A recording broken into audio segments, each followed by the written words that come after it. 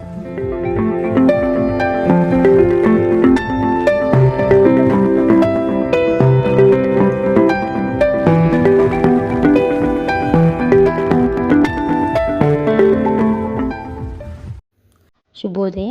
అందరి నమస్కారం. ఈరోజు మనము సెల్ ఫోన్ వాడుతున్నాము. సెల్ ఫోన్లో సోషల్ మీడియా చూస్తున్నాము. అదేవిధంగా వివిధ రకాలైన ఎలక్ట్రానిక్ గాడ్జెట్స్ అన్నీ వాడుతూ ఉన్నాము. మనం వాడటంతో పాటు మన పిల్లలు హోంవర్క్స్ అని, సోషల్ మీడియాలో కొన్ని సాంగ్స్ అని, పాటలని, లేకపోతే ఇతర సమాచారం కోసమైన ఉద్యోగ సమాచారం ఇటువంటివన్నీ తెలుసుకునేందుకని మనతో పాటు సోషల్ మీడియాని వాడుతూ ఉంటారు. కానీ పిల్లలకు ఏ రకమైనటువంటి విషయాలు చూడాలి, చూడకూడదు అనేది తెలియదు. తెలుసుకోకుండా వాళ్ళు అన్ని రకాలైనటువంటివన్నీ చూస్తున్నారు. వాటి ప్రభావము పిల్లల భవిష్యత్తుని అంధకారం చేస్తుందేమో అని ఒక్కొక్కసారి అనిపిస్తూ ఉంటుంది. ఎందుకు అంటే మనం ఒక వారం 10 రోజుల కిందట కొన్ని సంఘటనలు చూస్తే సోషల్ మీడియాలో చూసినది నేను చేస్తే ఏ విధంగా ఉంటుంది, చేసిన తర్వాత నా జీవితం ఏమవుతుంది అని ఆలోచించకుండా ఏవో చిన్న చిన్న విషయాలకు పిల్లలు వాళ్ళ చర్యలు చేపడతారు. దాని మూలంగా జీవితం కనిపించదు. జీవితం భవిష్యత్తు అంధకారంలో మునిగిపోతూ ఉంటుంది. కాబట్టి వాళ్లకు ఆ విఘ్నత కలిగించాల్సిన అవసరం ఎంతైనా తల్లిదండ్రులపైన ఉంది అని నా అభిప్రాయం. ఇందుకు నాకు ఒక కథ గుర్తొస్తూ ఉంటుంది. మనం మంచి వాళ్ళతోనే ఉన్నాము అని పిల్లలు అనుకుంటారు. కానీ పక్కన వాళ్ళు చేసింది మంచిదా చెడా అనేటటువంటిది తెలుసుకునే విఘ్నత కూడా ఉండదు అని అనిపిస్తుంది. ఈ కథలో ముఖ్యంగా ఒక రైతు ఉంటాడు. ఆ రైతుకి అడవికి దగ్గరలో ఒక పొలం ఉంటుంది. ఆ పొలంలో అతను విత్తనాలు నాటి ఉంటాడు. ఆ విత్తనాలని రోజు కొన్ని పిట్టలు వచ్చి తింటూ ఉంటాయి.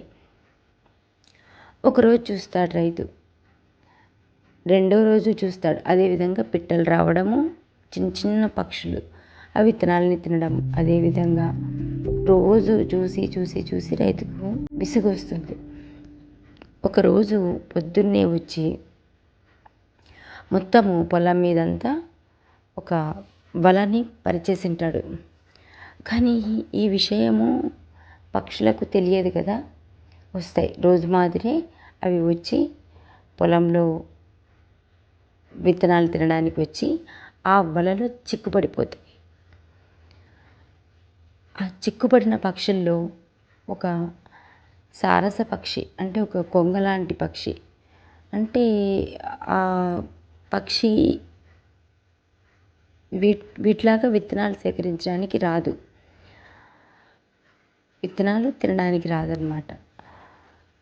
అది ఎందుకు వచ్చింది అంటే ఆ విత్తనాలలో ఉండేటటువంటి చిన్న చిన్న సూక్ష్మ క్రిములు, ఆ రైతు వేసిన పొలంలో వేసినటువంటి ఆ విత్తనాలలో ఉండేటటువంటి క్రిములు ఏవైనా ఉంటే, చెడు చేసేవి ఏవైనా ఉంటే వాటిని తినడానికి వస్తూ ఉంటుంది. కానీ వలపరిచిన విషయం ఆ పక్షి కూడా తెలియక వలలో చిక్కుపడిపోతూ ఉంటుంది. రైతు వస్తాడు, పక్షులన్నింటినీ వలలో నుంచి చూసి తీసుకుని ఒక్కొక్క పక్షిని పలకరిస్తూ మాట్లాడుతూ ఉన్నట్లుగా ఉంటుంది ఈ విషయం అంతా. అన్ని పక్షులతో మాట్లాడుతూ ఆఖరికి సారస పక్షి దగ్గరికి వస్తాడు. వచ్చి, ఎందుకు నువ్వు ఈ విధంగా చేయాల్సి వస్తుంది అంటే, అయ్యా నేను మిగిలిన పక్షుల్లాగా నీ విత్తనాలు తినడానికి రాలేదు.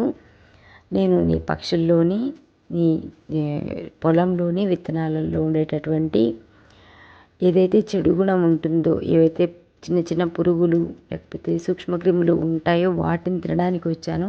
మిగిలిన పక్షుల్లాగా నీ విత్తనాలు తినడానికి నేను రాలేదు. నేను కోడిని కాదు, అలా అని కొంగను కాదు, సారస పక్షి. నేను మంచి చేయడానికే వస్తూ ఉంటాను అని చెప్పేసి రిక్వెస్ట్గా అడుగుతుంది. కానీ రైతు చాలా కోపంగా ఉంటాడు, విసిగెత్తిపోయి ఉన్నాడు కదా రోజు చూసి చూసి పక్షుల్ని. నువ్వు మంచిదానివే కావచ్చు, నీ ఉద్దేశం మంచిదే కావచ్చు, కానీ మిగిలిన పక్షులనే విత్తనాలు తినడానికి వస్తున్నాయి కాబట్టి నువ్వు కూడా తినడానికి వచ్చావని చెప్పేసి నేను బలపరచడం జరిగింది. ఆ వలలో నుంచి చిక్కుపడిపోయావు కాబట్టి ఈ శిక్ష నువ్వు అనుభవించవలసిందే అని కరాఖండిగా చెప్తాడు. తర్వాత ఆ పక్షి రైతుని రిక్వెస్ట్ చేసుకోవడం, రైతు మెల్లిగా దాన్ని ఆ వలలో నుంచి తప్పించడం జరుగుతుంది. ఇందులో మనం తెలుసుకోవాల్సింది ఏమంటే, పక్షి ఉద్దేశం మంచిదే, కానీ మిగిలిన పక్షులతో ఉండడం ద్వారా వాటి యొక్క ఉద్దేశమే ఈ పక్షి ఉద్దేశం అనుకొని రైతు వలలో చిక్కుబడిపోయిందన్నమాట. తాటి చెట్టు కింద కూర్చుని మనము కొబ్బరి నీళ్ళు తాగినా మంచినీళ్ళు తాగినా కూడా తాటికల్లు అనుకుంటారు కదా, అదేవిధంగా మనం ఎంత మంచి ఉద్దేశంతో ఉన్నా కూడా చెడు వాళ్ళతో ఉన్నప్పుడు, వాళ్ళ ఉద్దేశాలు ఏంటో తెలియనప్పుడు మనం కూడా అటువంటి శిక్ష పడాల్సి వస్తుంది అని చెప్పేసి ఈ కథలో సారాంశం. ఈ కథ మీకు నచ్చినట్లయితే నా వీడియోని లైక్ చేసి, షేర్ చేసి, సబ్స్క్రైబ్ చేసుకోండి. Thank you so much.